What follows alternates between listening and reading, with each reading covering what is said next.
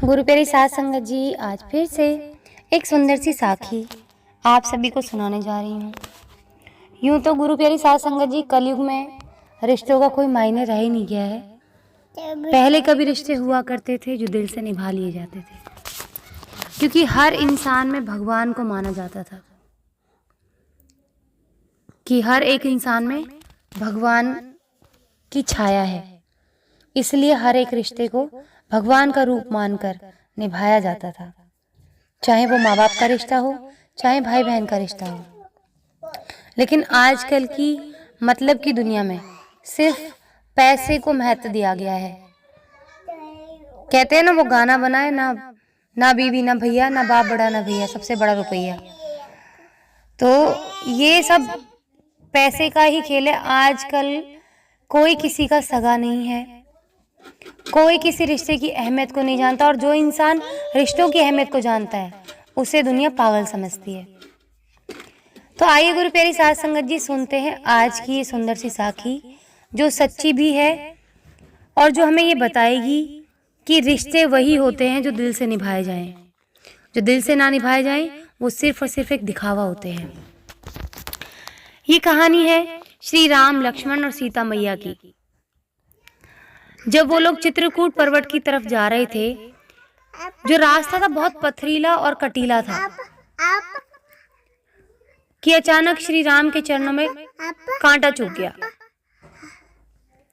श्री राम क्रोधित नहीं हुए, बल्कि हाथ जोड़कर धरती माता से प्रार्थना करके कहने लगे, माँ, मेरी एक प्यार भरी आपसे प्रार्थना है, विनम्र प्रार्थना है, आपसे क्या आप स्वीकार करेंगी? धरती माँ बोली, भगवान, प्रार्थना नहीं, आप आज्ञा दीजिए। भगवान बोले, माँ, मेरी बस यही विनती है कि जब भरत मेरी खोज में इस पथ से गुजरे तो आप फूलों जैसी नरम हो जाना। कुछ पल के लिए अपने आंचल के पत्थर और कांटे छुपा लेना। मुझे कांटा चुभा सो चुभा, पर मेरे भरत के पांव में आघात मत करना। श्री राम को परेशान देखकर धरती माता दंग रह गई और भगवान से पूछा, भगवान, मेरी गलती माफ करना, पर क्या भरत आपसे भी ज्यादा कोमल है क्या? जब आप इतनी सहजता से सब सहन कर गए तो क्या कुमार भरत सहन नहीं कर पाएंगे? फिर उनको लेकर आपके मन में ऐसी व्याकुलता क्यों, इतनी परेशानी क्यों हो रही है आपको? श्री राम बोले, नहीं नहीं माँ, आप मेरे कहने का मतलब नहीं समझी। भरत को अगर कांटा चुभा तो वो उसके पांव को नहीं, मेरे हृदय को विदीर्ण कर देगा, मेरे दिल को छेद कर देगा वो। तो इस पर धरती माता बोली कि हृदय विदीर्ण? आपका हृदय विदीर्ण कैसे हो जाएगा? धरती माँ ने बड़ी जिज्ञासा से सवाल को पूछा।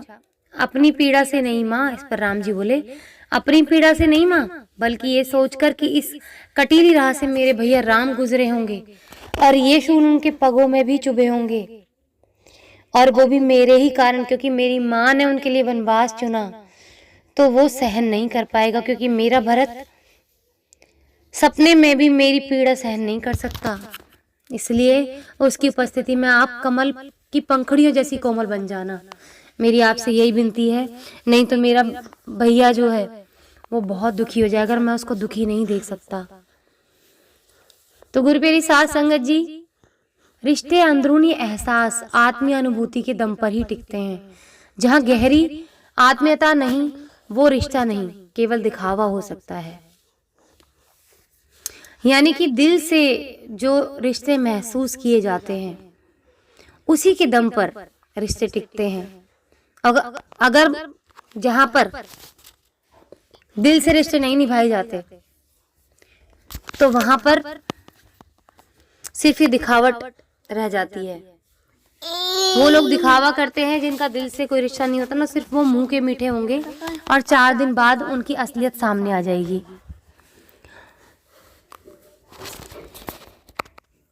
तो गुरु प्यारी साध संगत जी, आज की दुनिया में तो ज्यादातर रिश्ते मतलब के ही रह गए हैं,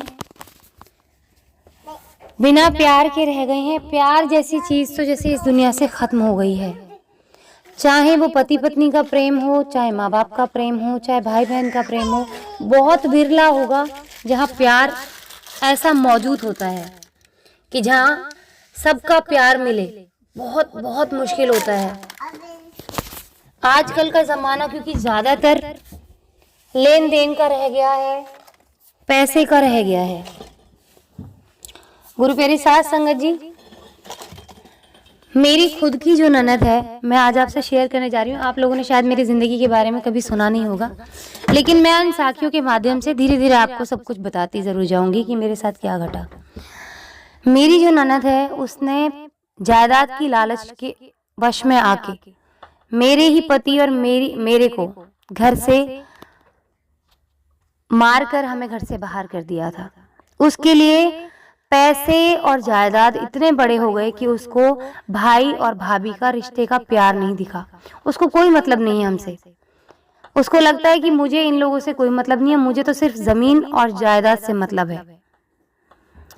तो गुरु प्यारी साध संगत जी, आजकल रिश्ते ऐसे ही रह गए हैं। बहुत कम है लोग जो रिश्ते के मायनों को समझते हैं, और जो लोग रिश्तों के मायने को समझते हैं, क्योंकि कलयुग चल रहा है ना, तो उनको बहुत दुख मिलते हैं।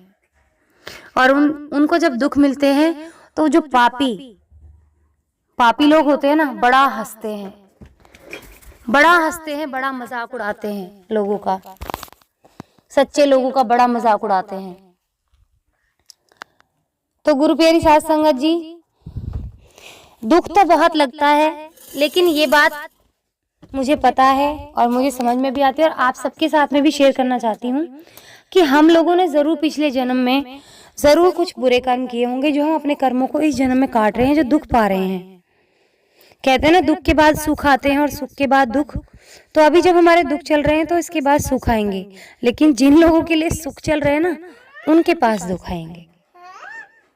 तो भगवान हमें दुख इसलिए दे रहे हैं क्योंकि वो जानते हैं कि इस समय हम भगवान में विलीन हैं, हम उनमें खोए रहते हैं। तो इस समय में हम अपने पाप कर्म जो पिछले 84 लाख योनियों में हम कमा के आए हैं, उन सबको हम काट जाएंगे इस भक्ति में।